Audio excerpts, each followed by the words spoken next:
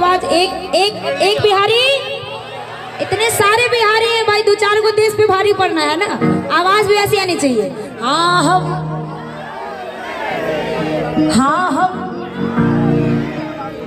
मिट्टी